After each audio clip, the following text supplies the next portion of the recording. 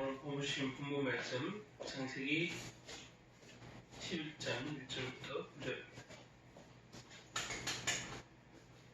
9절입니다. 제목은 주부에 있는 대로 바벨탑의 심판입니다. 앞선 주일에 바벨탑 예비기를 좀 했기 때문에 별로 할 게 없을 것 같아도 바벨탑 얘기는 또 들어도 우리 얘기, 온 인류의 얘기고, 온 국가의 얘기고, 온 사회의 얘기고, 온 가정의 얘기고, 들여다 보면 다 바벨탑 얘기인 거예요, 사실. 우리의 문제는 하나님이 필요 없는 성공, 하나님이 필요 없는 지식, 하나님이 필요 없는 권력, 하나님이 필요 없는 하나님 없이도 심지어 사랑도 할 수 있고 하나님 없이 평화를 누릴 수도 있다는 생각. 이 모든 것이 하나님 없이 하겠다는 것. 그것이 선악과 사건이 여전히 이어지는 거예요. 그래서 이 바벨탑의 심판은 사실 선악과의 결과물일 뿐만 아니라 지금까지 이어오는 인간의 모든 문명은, 하나님을 대적하는 문명은 바벨탑 사건이고 바벨탑의 심판을 받고 있는 거예요. 그래서 차근차근 살펴볼 거지만 바벨탑은 이 구약에 있는 그냥 그런 얘기가 아니에요. 역사적 사건의 어느 한 부분에만 있는 게 아니에요. 지금 우리의 모습이고, 선악과 사건도 지금 우리의 얘기고, 바벨탑 사건도 지금 우리의 얘기, 네피림도 지금 우리의 얘기. 근데 이 성도들이 대부분 지금 우리 얘기라고 생각을 안 하고 성경책에 있는 얘기, 성경책을 그렇게 보는 거예요. 성경책을 또 그렇게 많이 읽는 분들도 조차 이게 내 얘기라고 생각하는 분은 참 드문 것 같아요. 선악과 사건, 지금 내 얘기, 우리 집 얘기, 우리 사회 국가 얘기, 바벨탑도 똑같고 네피림도 똑같고.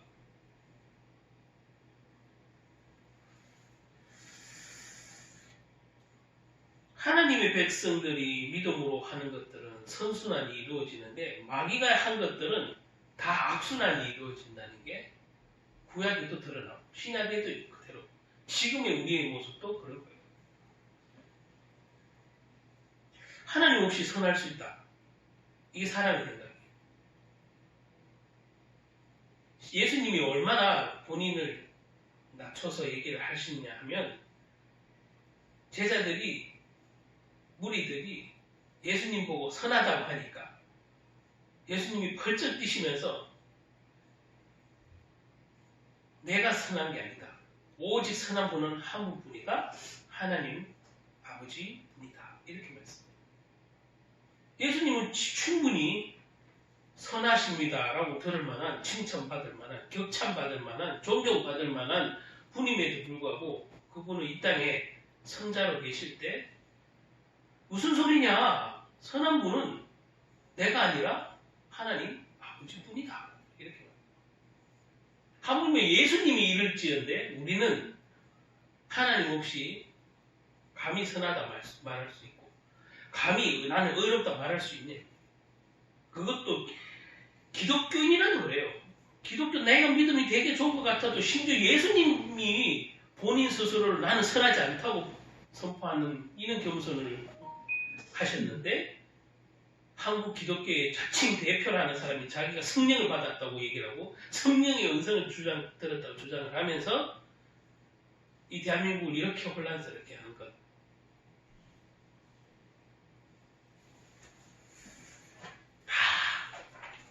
마귀가 뿌려놓은 교만이 가라지고 그게 선악과 사건이고 그게 우리의 바벨탑 사건이에요.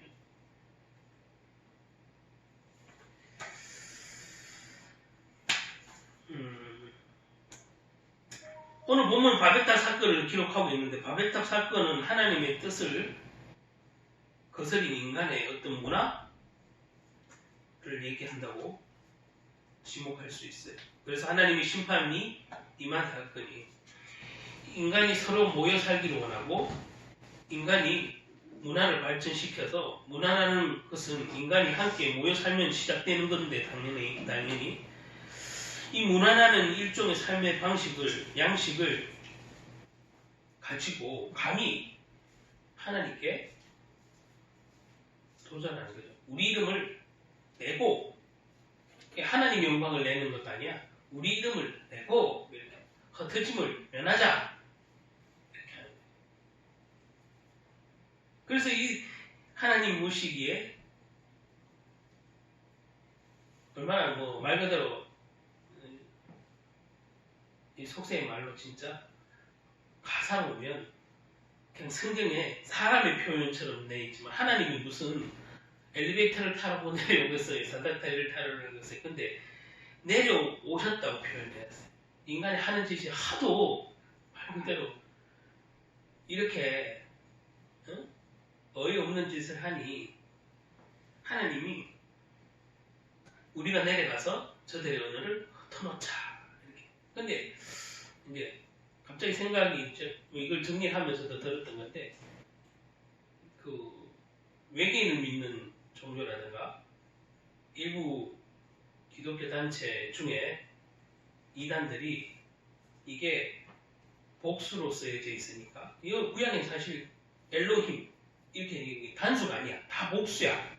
근데 하나님은 분명히 하나를 그랬는데 왜 단수의 단어를 쓰지 않고 복수의 단어를 썼을까? 이거 지금까지 싸워. 특히 이단들이 물고 늘어지는데 그냥 전통적인 우리 기독교에서의 이 얘기는 하나님이 복수로 쓰여진 것은 성삼위이기 때문에 복수로 쓰여져 있다. 이게 전통적인 교리. 그런데 이단들은 그렇게 생각하지 않고 하나님이 여러분이다. 이렇게 생각합니다. 이건 지금 오늘 주제랑은 좀 설교 내용과는 상관없는 얘기지만 이게 우리가 내려가서라는 표현이 있고 창조 때도 우리가 이런 표현이 우리가 혼자가 아니라는 얘기가 있잖아요. 그래서 이게 이단들이 그래서 안상훈 정연회 같은 건 이걸 빌미로 그럼 봐 하나님은 복수니까 하나님 아버지만 있는 게 아니라 하나님 어머니가 있는 거예요. 이렇게 지금 논리를 딱 만들었다. 그러니까 안상홍이가 하나님 아버지였는데 안상홍이가 죽었잖아. 그러니까 안상홍이 와이프가 하나님 어머니로 등장한 거예요. 이제 하나님 어머니가 죽으면 또 하나님 자식이 생기겠지. 진짜. 그때는 뭐 어떻게 할지 모르겠지만 이렇게 복수를 썼는 것 때문에 이단들이 있어요. 이건 뭐 제가 객관적으로 말씀드렸습니다. 근데 오늘 여기 보면 노아의 홍수 외에 노아의 자손들이 이제 막 바다에 모래알처럼 번성을 해서 이제 막 큰 이제 민족이 생기서 이제 지역지역 뭐 사니까 민족이 생기고 문화가 생기고 지난주에 말씀드렸지만 그 가인의 후손들이 이 바벨탑의 문화를 주도하는 거예요. 하늘의 타점. 이 가인의 후손들이에요. 다. 함의 후손들이에요. 함의 후손.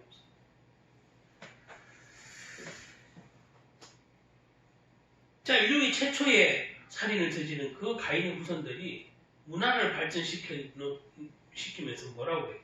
우리가 이제 하늘의 타자 이러면서 우리 이름을 내려고 하나님께 그렇게 반기를 드는 거죠.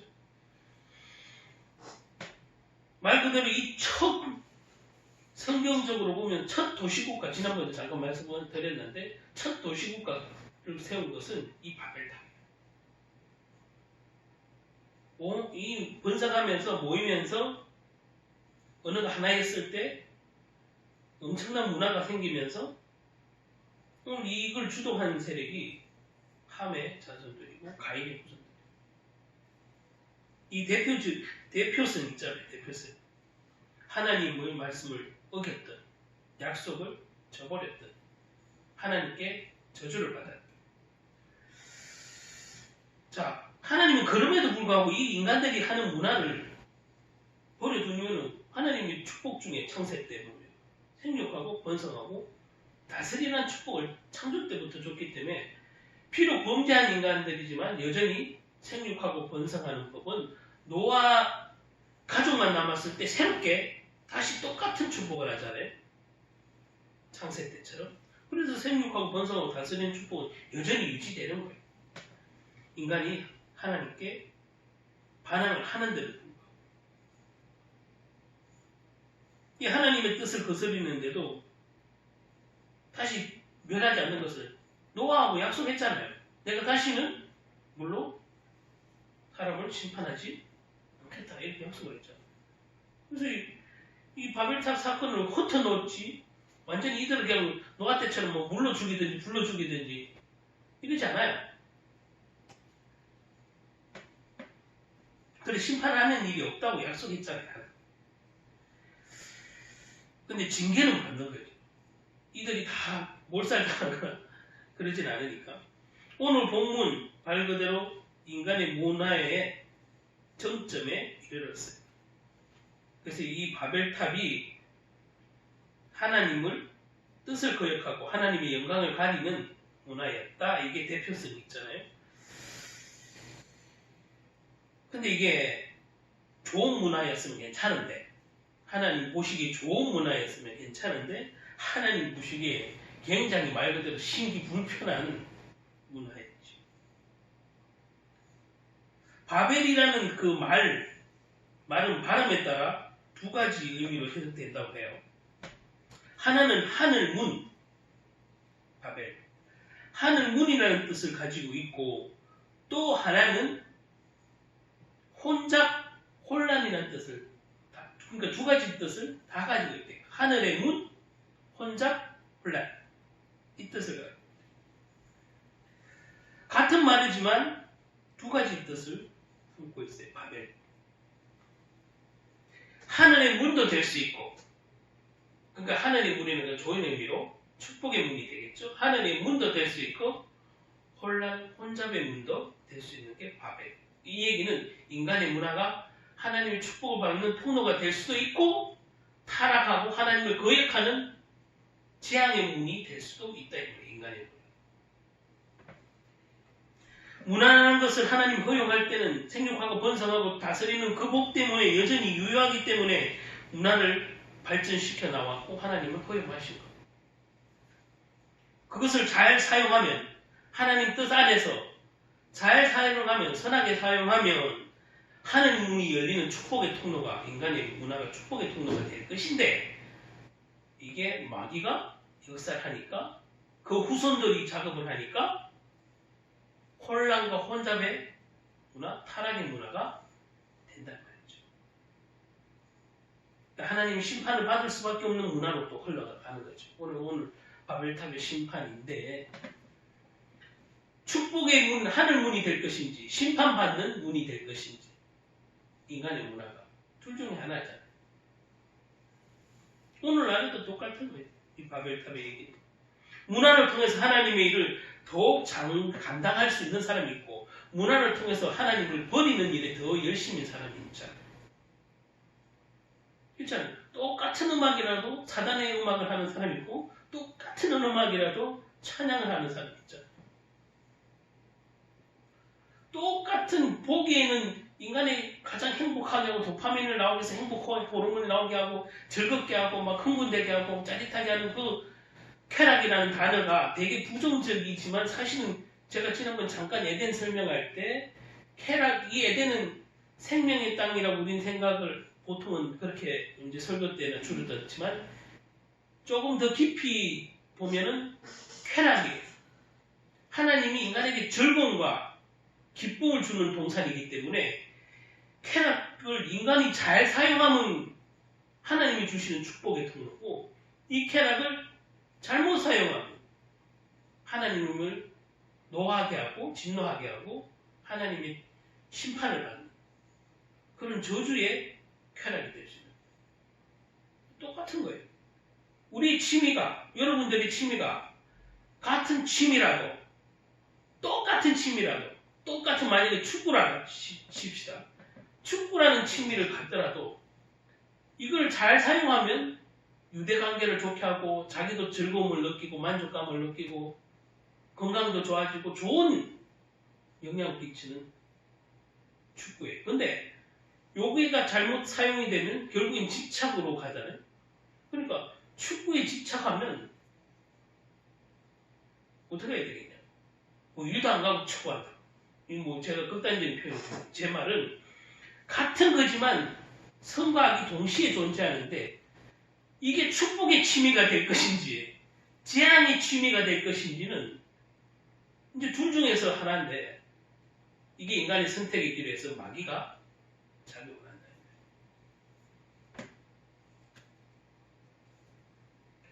마귀가 없으면 선택의 기로해서 우리가 고민할 필요가 사실 없었을 거예요. 마귀라는 이 존재가 없으면 우리가 이걸 해야 될까 저걸 해야 될까 필요가 없어요. 왜? 인간은 원래 하나님과 동행하도록 선악과 사건전은 무조건 하나님과 동행하도록 그렇게 지어졌기 때문에 전혀 어떤 주관의 선택이 오더라도 선과 악의 선택이 오더라도 악이 더 유익할 때라도 악을 전혀 들여다보지도 않았을 거예요. 고민도 안 했을 거예요. 갈등도 안 했을 거예요. 왜? 하나님과 동행하도록 지었기 때문에 악에 대해서는 아예 관심도 없고 그 악이 뭔지도 쉽게 말하면 몰라요. 죄가 뭔지도 몰랐던 그 깨끗한 상태는 거룩한 상태는 이미 선악과 사건 때문에 물 건너간 거죠. 그래서 인간은 갈등한단 말이에요. 악하지만 나에게 유익을 주면 그래도 택하고 싶어요. 저걸 하고 싶잖아요. 근데 아무리 하나님 말씀이라도 내게 유익이 없고 고생이고 힘들면 안 하고 싶잖아요.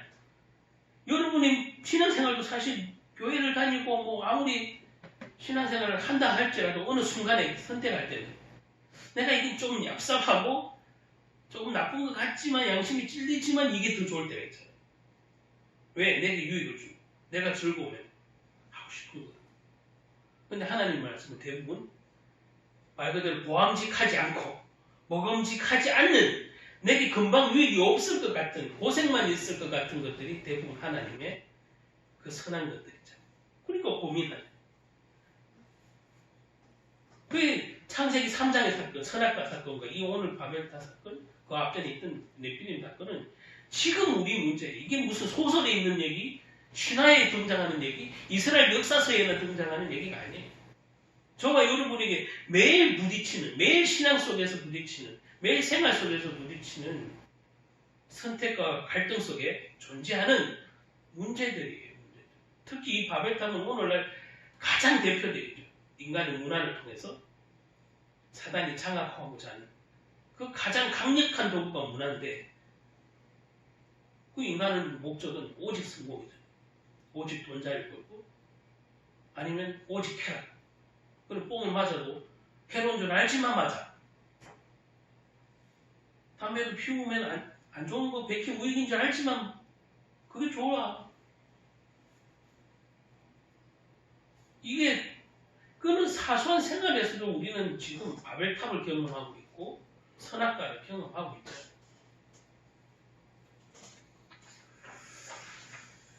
네. 어쨌든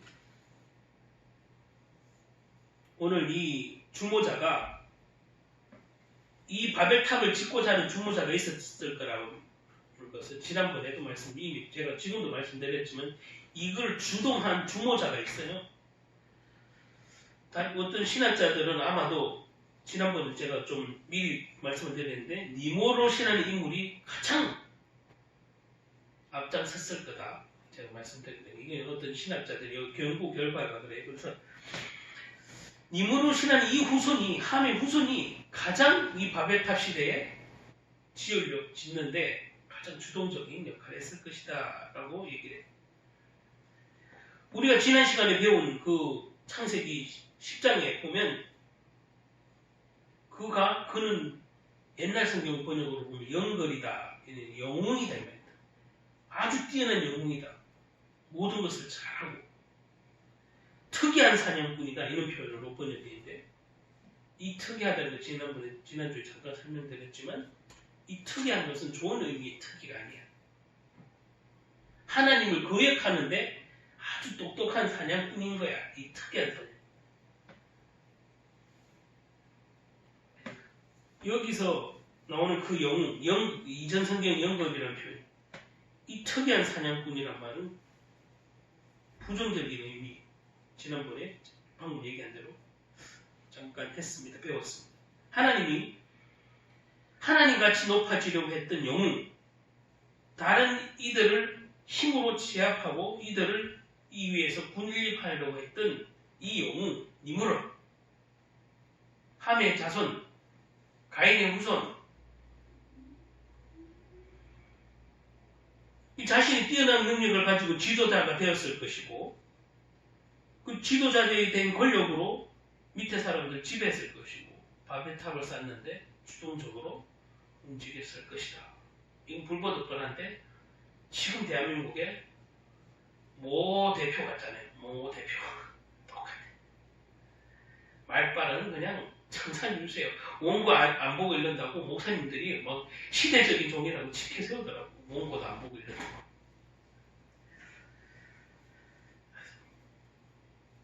어쨌든 그런 영웅에 속는 거예요. 우리 인간은. 그 중에 바벨이 중심이 되었어요. 그러니까 니므롯 이스라엘 사람과 그 후손들이 모여서 이 바벨탑을 건설하게 된 것은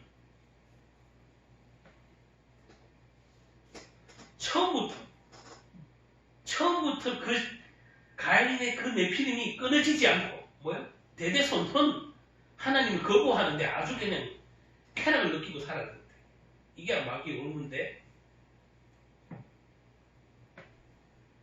한 2, 3대 지나면 안 그랬으면 좋겠는데 2, 3대 지나도 여전히 하나님을 거부하고 우리 이름을 내고 이렇게 나오는 거예요. 노아의 심판을 거쳤는데 그래도 또 조금 지나니까 우리 이름을 내고 싶은 거죠.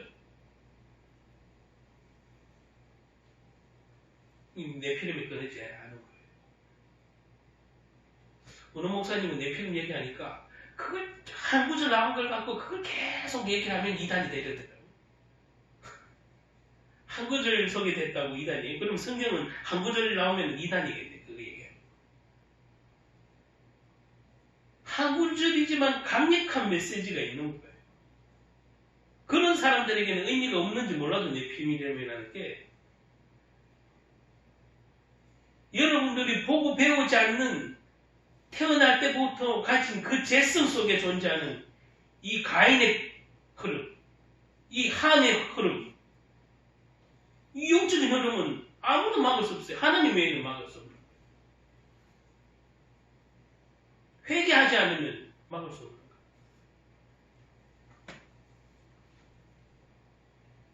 그래서 바벨탑 사건의 동기와 시작은 지난번에도 미리 말씀드렸지만 부정적인 얘기예요. 하나님께 반역한다는 의미 외에는 아무것도 없어요. 이 사람들이 뭐 예배당을 지으려고 하늘에 닫혀있습니까? 우리가 성전을 짓자 이랬어요? 아니잖아요. 그 문화를 가지고 뛰어난 문화를 가지고 뛰어난 지도력을 가지고 니므롯이 우리가 하나님을 높이자 이랬나요? 내 이름을 내고 싶었어요. 내 이름.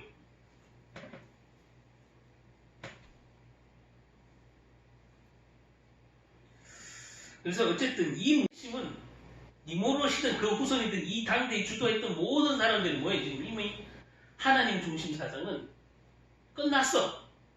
노아 8명으로 시작했는데 이제 번성 좀 했더니 몇 대 흘러더니 벌써 하나님을 잊고 그 중심이 이미 하나님 중심에서 다 옮겨갔어. 그렇죠? 그걸 주동자가 이제 아까 니므롯에서 등장.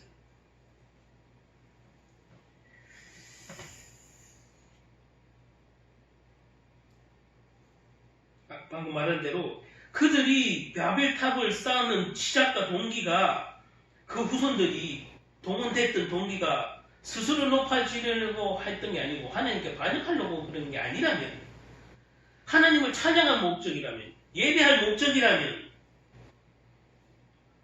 하나님을 선포할 목적으로 바벨탑을 지으려고 했다면 적어도 하나님이 진노할 심판의 대상은 아닐 거예요. 분명히. 그렇잖아요.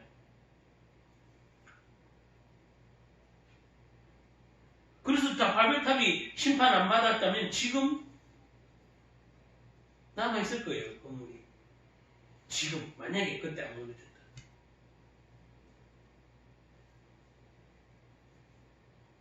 인간의 훌륭함이 남고 그 사람의 이름이 남는 걸 중요한 게 아닌데 이들의 중심은 이미 하나님을 잃어버리고 버린 거예요. 반역한 거예요. 그러니까 바리새인들 서기관들이 가르치는 일, 기도하는 일, 율법대로 충실히 하긴 했는데 그리스도를 모르니까 그 예루살렘 성전은 예수님이 무너지고 없어진다고 얘기하니까 예수님을 신성모독죄 그리고 다윗의 때로부터 지은 이 수백 년이 걸린 성전을 헤롯 성전을 예루살렘 성전을 무너뜨리려고 한다니 이게 말이 되냐고. 그러니까 예수님은 천하의 역적이 되는 거죠. 당연히.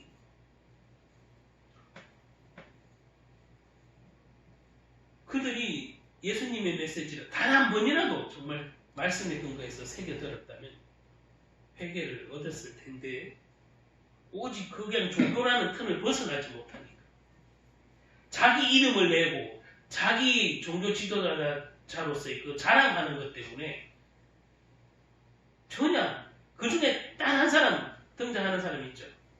바리새인들 중에 니고데모가 예수님을 찾아오죠. 어찌하면 영생을 얻을 수 있겠나이까.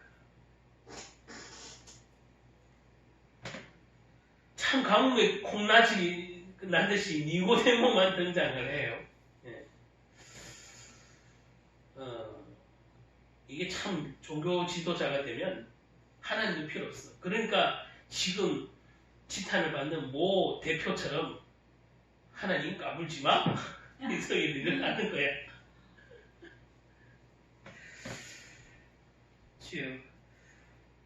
그 똑같은 문화예요.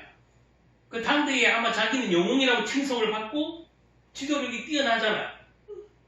난 뛰어나다고 봐. 그러면 뭐해? 자기가 어디에 속해 있는지도 모르고 자기가 주님을 사랑 안에 있냐? 긍휼함에 있냐? 나도 어차피 죄인이다. 이념을 떠나서 그런 마음으로 이 나라를 살아간다면 안 그렇겠네. 오직 이념에만 몰두하니까 자기 유익을 찾고 자기 이름을 내고 자기가 바벨탑인지는 꿈에도 모르고 뭐 진노는 하나님의 심판에 맡겨야죠. 오늘 바벨탑처럼 입으로는 하나님의 영광 그런 거 속겠습니까? 사람은 속을지 몰라도 하나님은 안 속죠. 나는 하나님의 영광을 위해서 하는 거야. 이 나라를 정말 사랑해서 하는 거야. 천만에. 하나님이 아시지. 사람은 속일 수 있어도 하나님은 속일 수 없죠.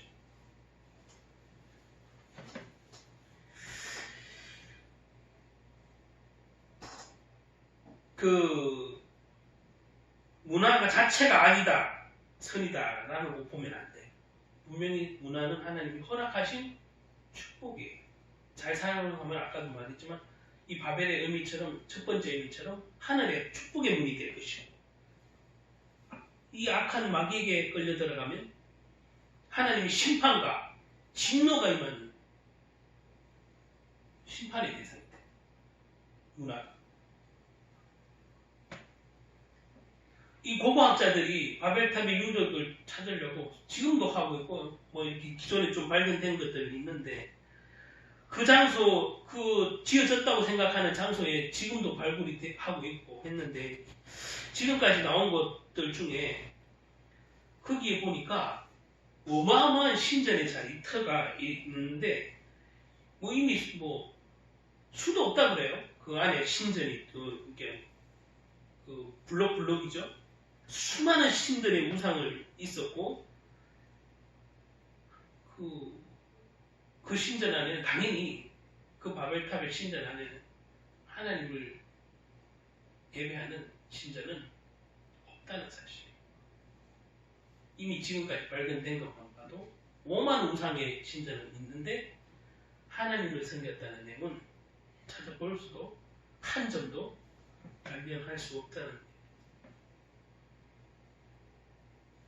이게 바로 하나님의 진노의 대상이 되고 이 문화가 나쁘고 선이다 아니다가 아니에요.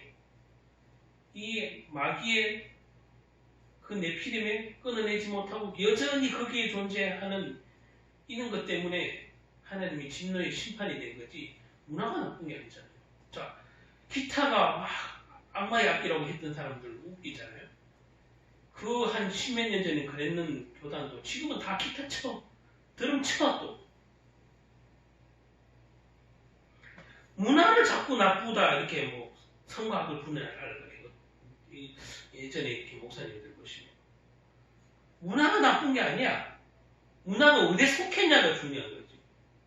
그 문화의 중심이 누구냐가 중요한 거죠. 트로트가 성경적이지 않다? 그 성경이 있나 있기나? 트로트 부르면 믿는 사람이 트로트를 부르면 불신자를 초대해놓고 부르면 나쁜 건가? 안경량을 주는 건가? 구원받는데 지장을 주는 건가? 그렇게 생각하는 사람이 지금도 있잖아요. 그 트로트가 나쁜 게 아니라 그 트로트를 통해서 나쁜 데 쓰니까 나쁜 거예요. 돈이 나쁜 게 아니라 돈을 나쁜데 쓰니까 나쁜 거잖아요. 칼이 나쁜 게 아니라 칼이 나쁜데 살인하는데 쓰니까 나쁘잖아요. 이거를 가끔씩 어떤 이렇게 목사님들이 나이 좀 죄송하지만 진짜 이 꼰대라고 불리는 요즘에 그런 목사님들이 여전히 설교 가운데 그런 식으로 이중적으로 이렇게 얘기를 하시는 거 보면 안타깝지 않습니까? 그러면 젊은 청년들이 그 성도 형제 자매들이 그 설교를 듣고 뭐라고 생각 안 했겠냐?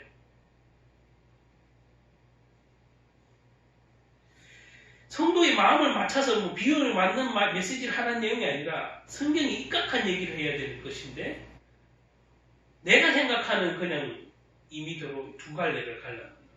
문화는 하나님이 분명히 허락한 거예요. 자, 사단도 심지어 뭘 하든 천사였어요. 하나님을 가장 찬양하던 찬양 대장이야. 천사가.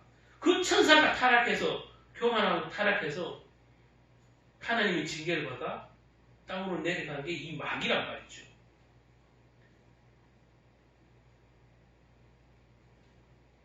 그 마귀의 특기는 역시 문화를 장악하는 힘이 있어요. 그렇죠? 왜냐하면 자기가 찬양하던 천사였거든요.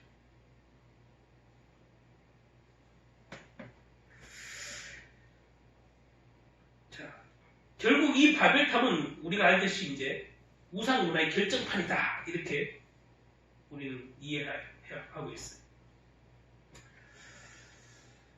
이 우상 문화를 하나님이 심판 안 합니까? 안 할 수가 없죠, 하나님.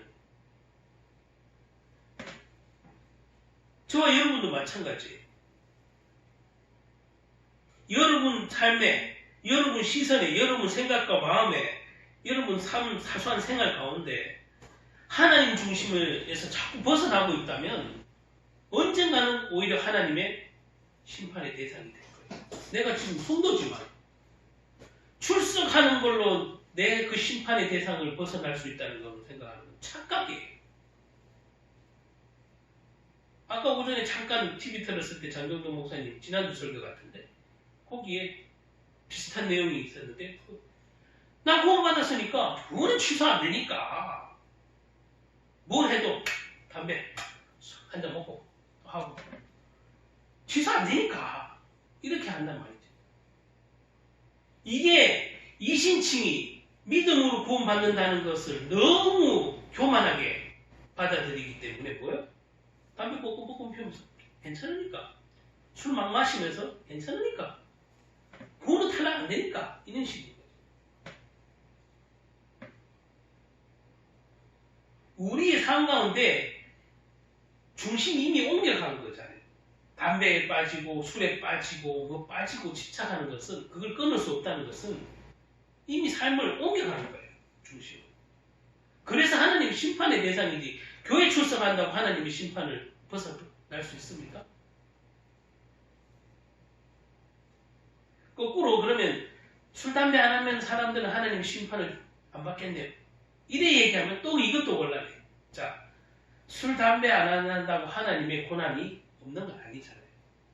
그러나 적어도 하나님의 진노가 머물진 않아요. 그 사람이 비록 가난해서 벗어나지 못하고 병마에서 벗어나지 못할지라도 하나님이 그 영혼을 붙들고 계시기 때문에 하나님 말 그대로 생명을 잃어버리는 영생을 잃어버리는 그 진노는 안 간다는 거예요.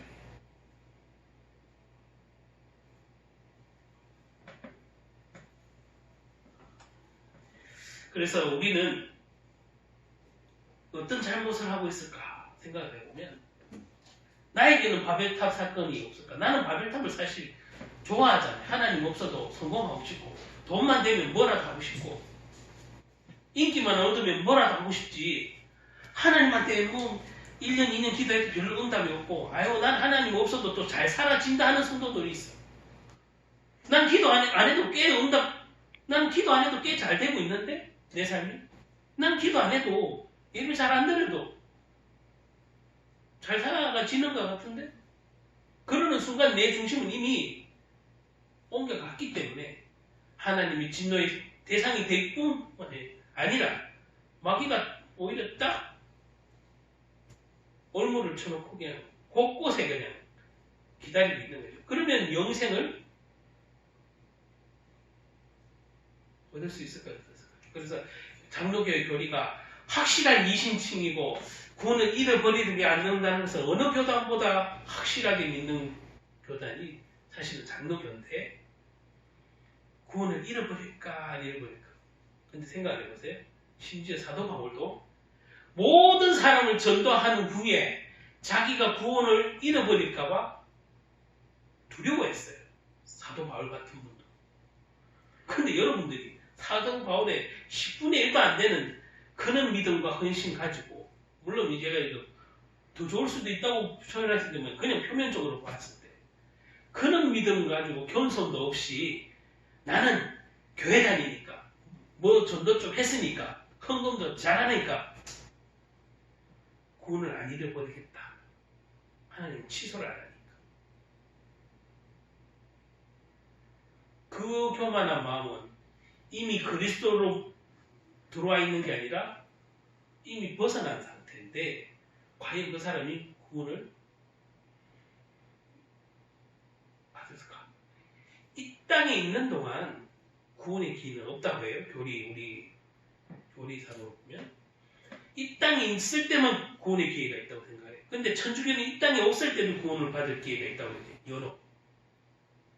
근데 기독교는 기본적으로 이 땅에 있을 때, 숨이 붙어 있을 때 구원을 받는다고 생각해요. 그게 성경적이에요. 성경이 어디에 연옥이 있냐고. 근데 연옥의 근거가 내는 게 예수님이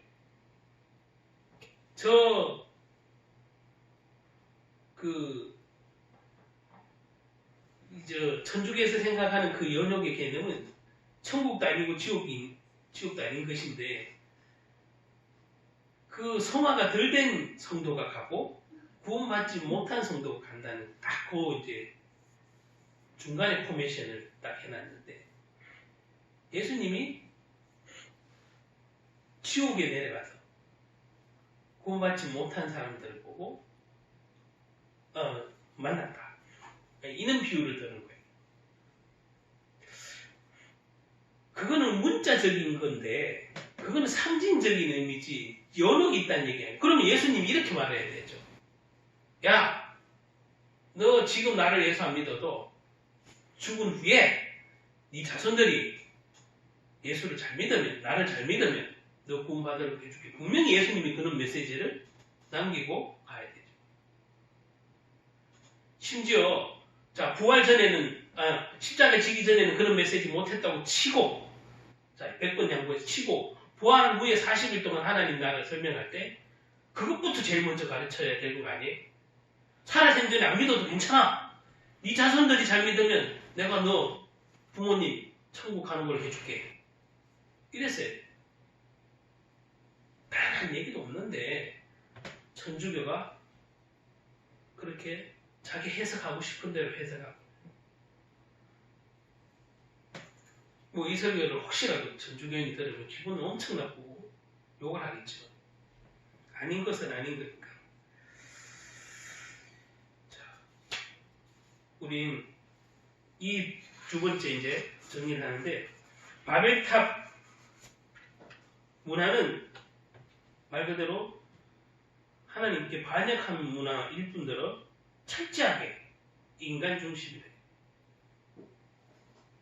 제가 선악과 사건을 그전보다 요즘에는 더 강력하게 마음에 이렇게 어떤 설교 내용과 상관없이 문득문득 드는 사건과 말씀이, 이 선악과 사건은 철저하게 인간 중심으로 오게 된 마귀의 최대의 공격이었다. 나 중심.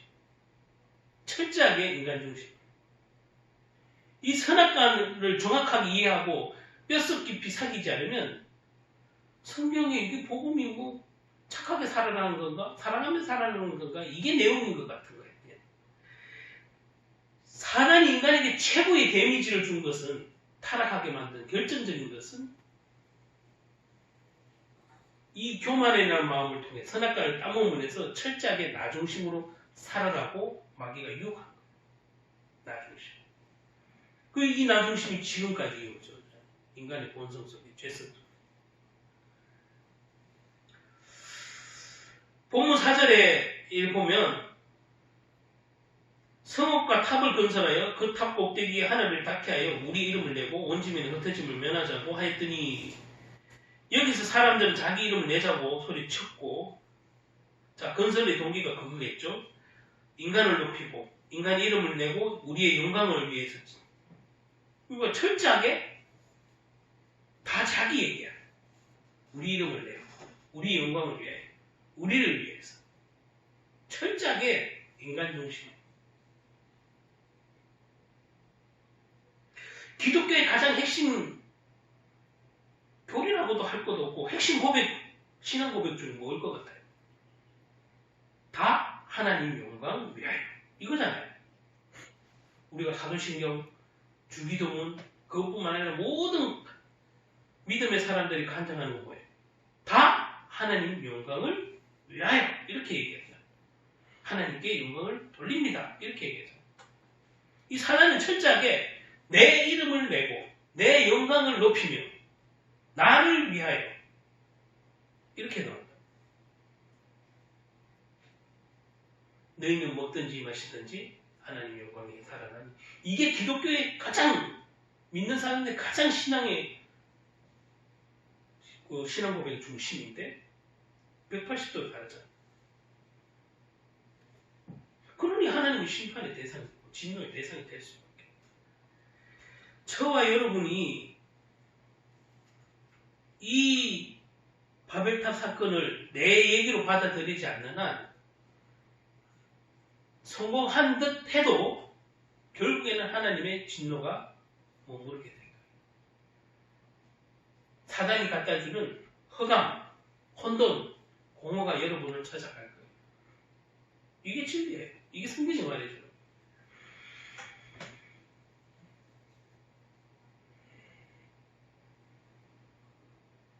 자, 우리는 신앙을 가진 사람, 교회에 다니는 사람, 이런 사람들, 예수를 영접한 사람들은 그리스도인이라고 해요. 그러면 그리스도인이라는 말 속에는 어떤 의미에서는 뭐예요? 나도 작은 예수라는 얘기죠. 그죠? 나도 작은 예수.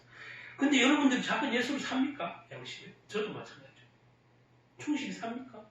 작은 예수로? 말은 쉬워요. 나 그리스도인이야. 나 크리스찬이야. 이 얘기는 그리스도인이라는 얘기잖아요. 난 작은 예수야. 이렇게 말할 수 있네요.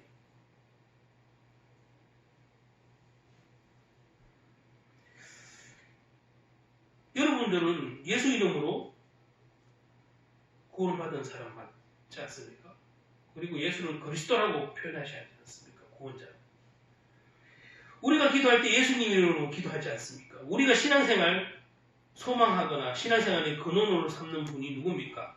예수님의 피고 대속이잖아요. 예수님이 구원이요 나의 소망인 삶을 사는 것이 그리스도의 삶의 모습은, 이 얘기는 뭐 제가 지금 얘기 안 해도 다 아는데 내가 과연 작은 예수를 살고 있냐? 꼭 담임 목사님만, 주의 종들만 작은 예수로 삽니까? 평신도는 작은 예수 아닙니까? 오늘 믿었어도 작은 예수. 아기가 믿어도 작은 예수. 노인이 믿어도 작은 예수.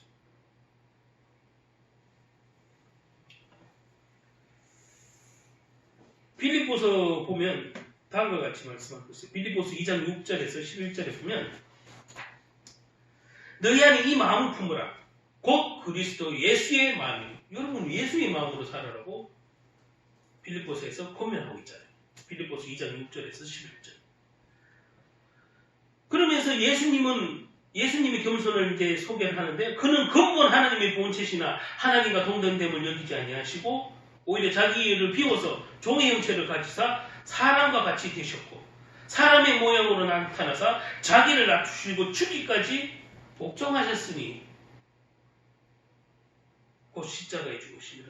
이러므로 하나님이 그를 지극히 높은 예수님은 철저하게 사람의 모습으로 철저하게 사람 중에서도 가장 낮은 자로 오시고 그 중에서도 가장 섬기는 자로 이 땅에서 살다가 가셨는데 십자가에 지셨는데 하나님은 그를 가장 높은 자리에 지극히 높은 이름으로 올려놓으셨다. 여러분이 지금 제가 이 빌립보서 읽은 말씀 첫머리가 뭐예요? 너희는 그리스도 이 마음을 품으라. 곧 그리스도 예수의 마음이에요. 여러분이 예수님의 그 낮아짐을 보고 예수님의 그 긍휼함을 보고 예수님의 그 사랑을 보고 예수님이 그 전도 현장에서 그 하신 일을 보고 여러분들이 작은 예수로가 되고 예수의 마음을 품으라고 빌립보서에서 강력하게 주문하고 있는데 여러분은 좀 강하게 받아들이고 나는 작은 예수로 마음을 품고 사는. 여러분이 그렇게 살 때 예수님을 높였듯이 여러분을 높여 주실 것이에요. 그렇잖아요. 그게 원리예요. 신앙의 진짜 성공은 주님이 나를 높여주시는 거예요. 내가 철저하게 주님처럼 예수의 마음을 품고 그것을 실천할 때 믿음으로 실천할 때 여러분을 지극히 높이 올리신 예수님처럼 여러분을 다른 사람이 칭송받는 자리에 성공하는 자리에 부러워하는 자리에 올릴 거예요. 오히려 그분은 하나님과 동등된 분이시지만 스스로 낮추셨어요.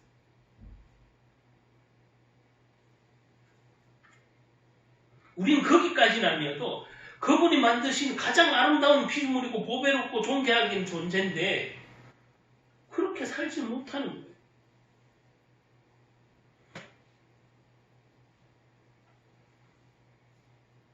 그렇다면 여러분은 어디에 신경 써야 되겠어요? 지금 제가 말씀드린 이 내용을 봤을 때 여러분들은 지금 어디에 신경 써야 합니까? 내 이름에 신경 쓰지 말고 오늘 바벨탑에도 나오지만 이 바벨탑은 내 이름을 내자고 했는데 여러분은 내 이름에 신경 쓰지 말고 어떻게 주님의 이름을 높일까? 주님을 욕되지 하지 않게 할까? 적어도 내가 주님의 욕을 안 먹여야지. 영광은 고사하고 이렇게만 생각해도 여러분 굉장히 삶이 중심이 이쁠 뿐만 아니라 하나님 보시기에 기쁘시겠죠. 이게 예수를 중심으로 살고 하나님 중심으로 사는 삶의 태도가 아니겠냐고 생각하고 지금 안 되는 것 같고 지금 내가 예수 믿는 것 때문에 손해보는 것 같고 지금 내가 너무 봉사하는 것 같고 너무 힘든지라도 여러분 예수님 마음을 품고 이렇게 조금이라도 실천하면서 순종하며 산다면 주님이 때가 되면 또 내 때가 아니어도 반드시 응답하신다고 약속하셨죠. 그러면 그걸 믿고 우리는 소망을 품고 인내하면서 믿음 생활하는 거잖아요. 불행하게도 바벨탑을 쌓던 그 시대 사람들은 하나님을 반역하고 하나님 중심이 아닌 철저하게 인간 중심 문화 속에 빠져서 살았어요.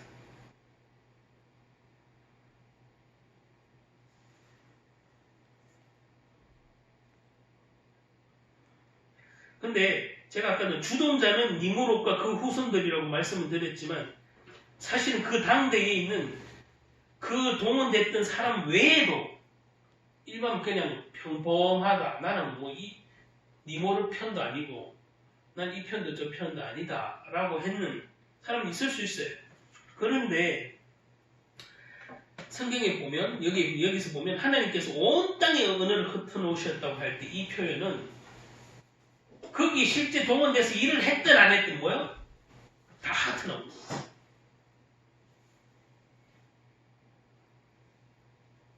단지 니무롯과 그거 바벨탑을 쌓는 일에 동원되거나 동조했던 사람 그 후손들이 보면 내려진 징계가 아니라는 뜻이잖아요.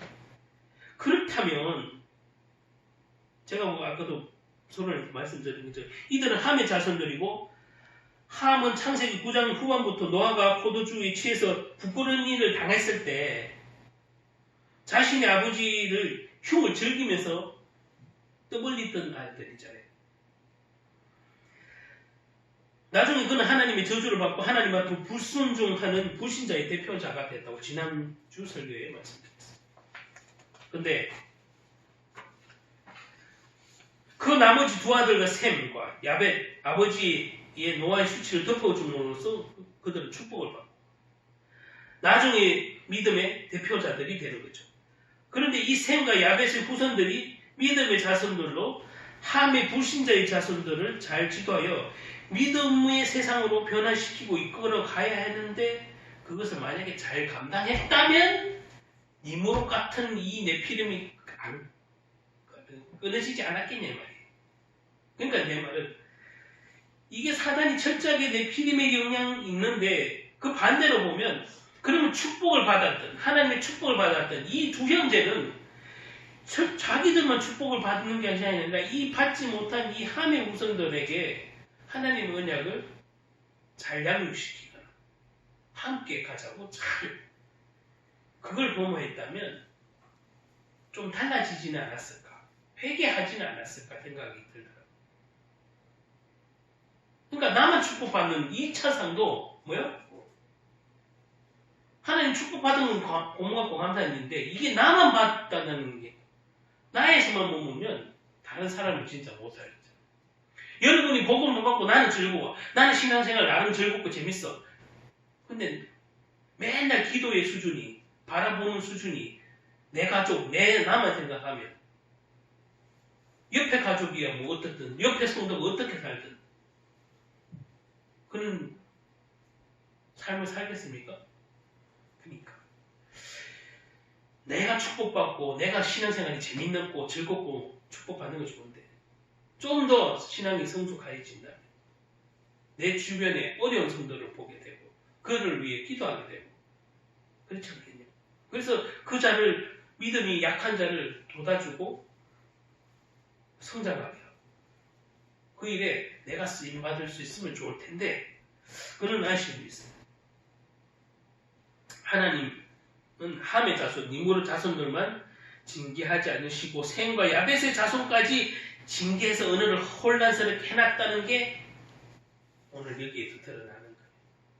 그러면 함의 자손만 징계받는 게 아니라 야벳과 셈의 자손도 함께 징계를 받아서 언어가 혼잡해졌으므로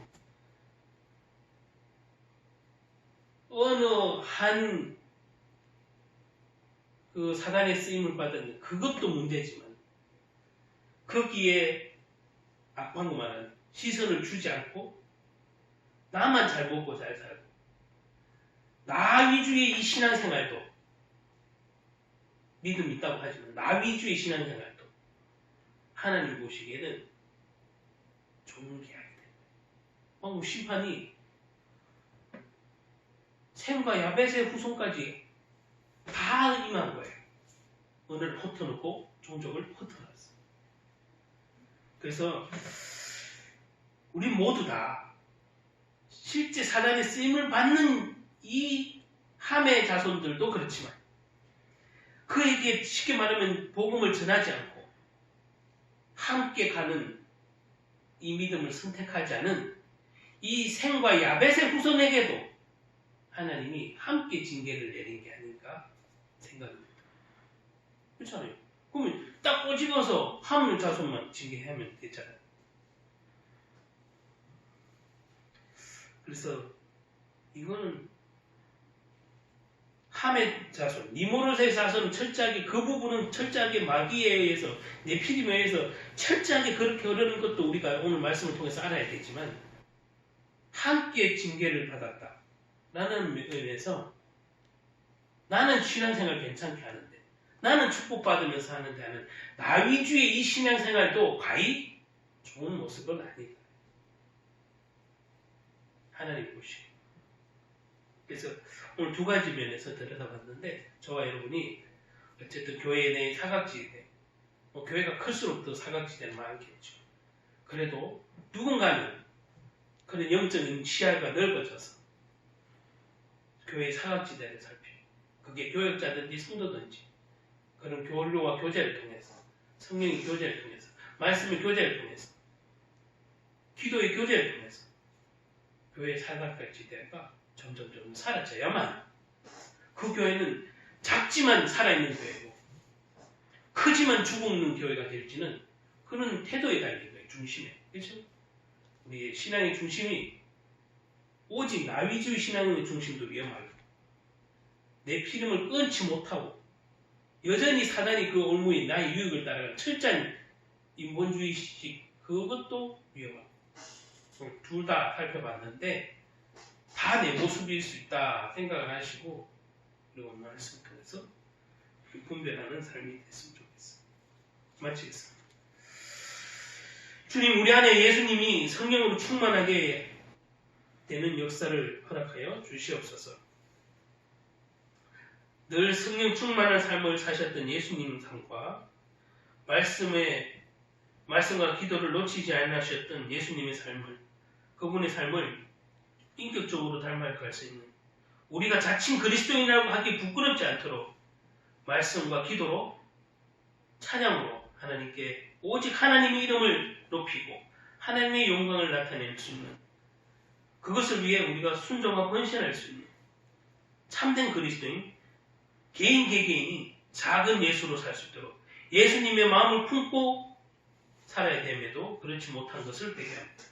하나님 한 주간뿐만 아니라 2019년을 정리하는 이 마지막 주일에 우리가 작은 예수로 살 수 있도록 새해에는 더욱더 말씀과 기도와 찬양과 예배로 우리가 성장하여서 영적 사각지대도 없어지고 보살피면서 내 이웃뿐만 아니라 내 가족의 사각지대도 보면서 신앙생활의 중심도 나에서 넓혀져서 온 가족, 가문을 위해서 기도하고 교제하며 살 수 있는 정말 작은 예수로 살 수 있는 2019년 또 마지막 이 예배에 주일 예배에 하나님 깨달음을 주시고 그 믿음대로 살 수 있도록 2020년도를 축복하여 주실 줄 믿습니다.